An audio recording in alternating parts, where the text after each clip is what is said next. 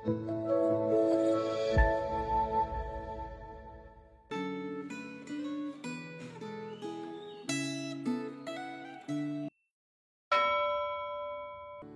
saudara yang dikasih dalam Tuhan. Hari ini kita akan merenungkan firman Tuhan dengan tema menumbuhkan pengharapan. Sebelumnya mari kita sama-sama berdoa.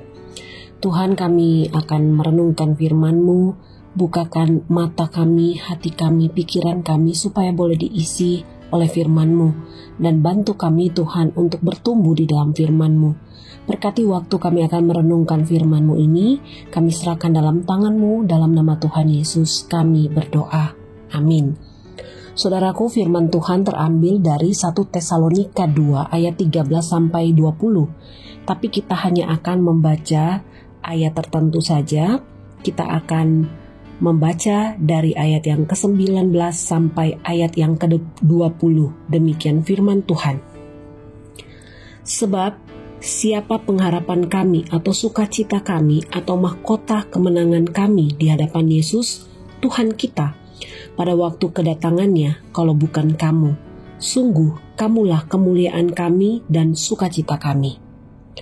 Saudaraku, supaya sanggup bertahan menghadapi masalah, gereja harus bertumbuh dalam pengharapan. Pengharapan Kristen bukan hanya menyangkut masa depan, tetapi juga masa kini.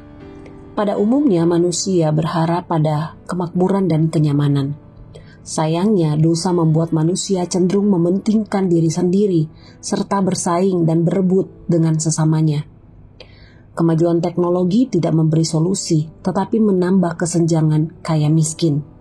Sebagian manusia makin kaya dan sebagian makin miskin. Bahkan ada yang sangat miskin. Kerusakan alam membuat bencana alam meningkat. Tidak ada tempat yang benar-benar makmur dan aman. Di dalam Kristus kita memiliki jaminan pemeliharaan dan perlindungan Allah. Akan tetapi jaminan itu tidak berarti bahwa hidup kita selalu makmur dan bebas dari bahaya. Pemeliharaan Allah berarti bahwa saat kita kekurangan, Allah akan memberi jalan keluar dan kecukupan. Perlindungan Allah berarti bahwa saat kita menghadapi ancaman bahaya, Allah akan meluputkan kita kecuali bila Allah memiliki rencana tertentu untuk membuat bencana itu menjadi kebaikan bagi diri kita. Kekurangan serta penyakit akan membuat kita makin bergantung kepada pemeliharaan Allah, dan bahaya akan membuat kita mencari perlindungan Allah. Akan tetapi pengharapan yang terpenting tentu saja menyangkut kehidupan sesudah kematian. Di tengah ancaman orang-orang Yahudi yang cemburu saat melihat perkembangan kekristenan, jemaat Tesalonika mengalami pemeliharaan dan perlindungan Allah. Sikap para anggota jemaat saat menghadapi penderitaan membuat jemaat Tesalonika menjadi teladan bagi jemaat di tempat-tempat lain. Yang menarik, kesan Rasul Paulus terhadap kondisi jemaat Tesalonika tidak berfokus pada masalah, tetapi pada respons jemaat Tesalonika terhadap pemberitaan firman Allah. Oleh karena itu Rasul Paulus tidak mengeluh, melainkan mengucap syukur.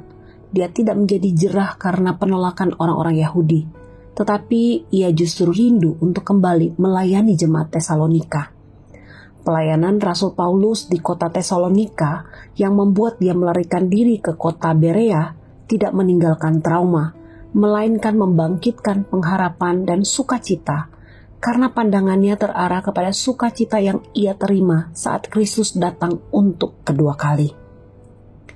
Apakah pelayanan di gereja Anda menumbuhkan pengharapan dan sukacita? Saat Anda menghadapi berbagai masalah dalam kehidupan Anda, apakah Anda selalu mengingat pengharapan yang Anda miliki? Apakah pengharapan yang Anda miliki di dalam Kristus telah membangkitkan semangat untuk melayani dalam diri Anda? Mari kita berdoa. Tuhan, terima kasih, kami mengucap syukur, kami boleh merenungkan firman-Mu. Biarlah Engkau yang akan menolong setiap kami, Engkau yang akan memberikan kami kekuatan supaya kami boleh menjadi pelaku firman yang setia. Tuhan, bantu kami ingin bertumbuh dan kami ingin melayani Tuhan untuk memberi yang terbaik bagi Tuhan.